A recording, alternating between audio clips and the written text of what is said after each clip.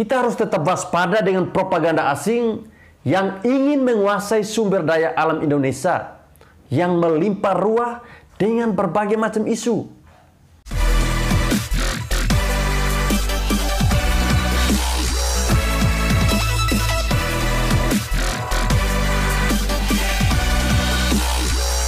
Assalamualaikum warahmatullahi wabarakatuh. Salam, salve, Om Swastiastu, Namo Buddhaya, salam kebajikan. Jejak digital pihak asing yang ingin menjatuhkan Presiden Joko Widodo. Kita tahu bahwa Indonesia merupakan sebuah negara yang memiliki sumber daya alam yang melimpah dan belum dimanfaatkan secara maksimal selama ini. Tidak heran jika banyak negara asing yang merasa iri dengan sumber daya alam di bangsa ini. Tidak heran jika pihak asing ingin menguasai sumber daya alam di Indonesia dengan berbagai macam cara. Salah satunya adalah dengan menjatuhkan Presiden Indonesia yang sah. Fakta yang tidak terbantahkan jika pemerintahan Presiden Jokowi berhasil menguasai Freeport setelah dikuasai oleh pihak asing selama 50 tahun lamanya. Dan sekarang pihak asing, dalam hal ini Amerika, nyinyir terhadap pemerintahan Indonesia di bawah kepemimpinan Presiden Joko Widodo. Dengan menggunakan apa? Dengan menggunakan isu hak asasi manusia atau HAM. Beberapa hari yang lalu, pihak Amerika menyoroti aplikasi Peduli Lindung yang katanya menurut mereka itu melanggar HAM. Apakah aplikasi Peduli Lindung di Indonesia sangat membahayakan pemerintahan Amerika sehingga Amerika harus mengatakan bahwa aplikasi Peduli Lindung itu melanggar HAM?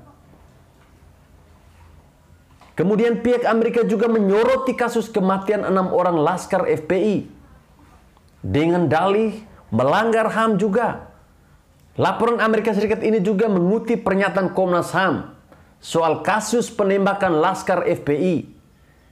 Padahal kita tahu Komnas HAM secara tegas mengatakan jika penembakan Laskar FPI tersebut bukan pelanggaran HAM berat.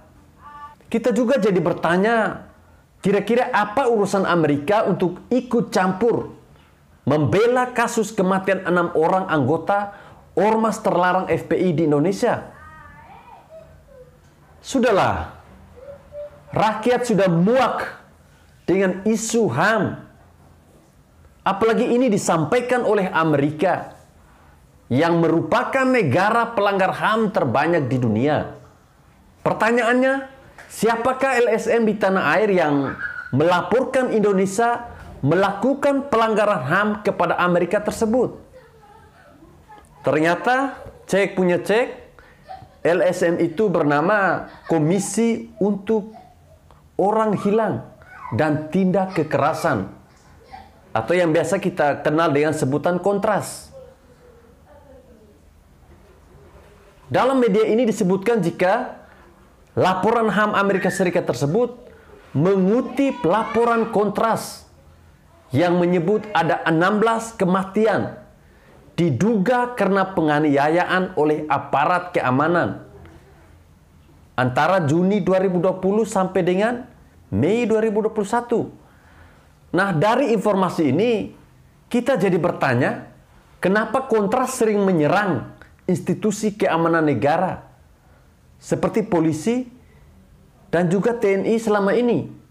Mereka melaporkan ada 16 kematian diduga karena penganiayaan oleh aparat keamanan.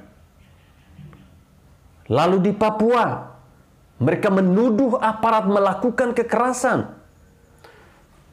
Apakah Kontras sengaja menyerang institusi keamanan dengan menggunakan isu pelanggaran HAM untuk merusak nama Indonesia di mata dunia dan untuk melemahkan institusi keamanan Indonesia? Dan terbukti jika laporan Kontras dipakai oleh pihak asing seperti Amerika untuk menyerang Indonesia dengan mengatakan Indonesia melanggar HAM. Jadi jangan salahkan rakyat jika memplesetkan nama LSM menjadi lembaga suruhan Mama Rika karena cari makan dengan menjelekkan bangsanya sendiri. Bahkan yang terbaru ada video yang beredar katanya dari CIA yang memberikan provokasi kepada para mahasiswa untuk melakukan demo. Ini semakin nyata dan semakin kuat. Di akhir video ini, mari kita belajar dari sejarah bahwa benar jika pihak asing sudah lama bermain di Indonesia selama ini. Mereka berhasil menggulingkan Soekarno melalui kudeta militer untuk menguasai emas di Papua. Dan sekarang mereka menggunakan isu HAM untuk menyerang pemerintah Presiden Jokowi yang sudah berhasil mengambil alih Freeport setelah dikuasai oleh pihak asing selama 50 tahun. Kita harus tetap waspada dengan propaganda asing yang ingin menguasai sumber daya alam Indonesia yang melimpah ruah dengan berbagai macam isu.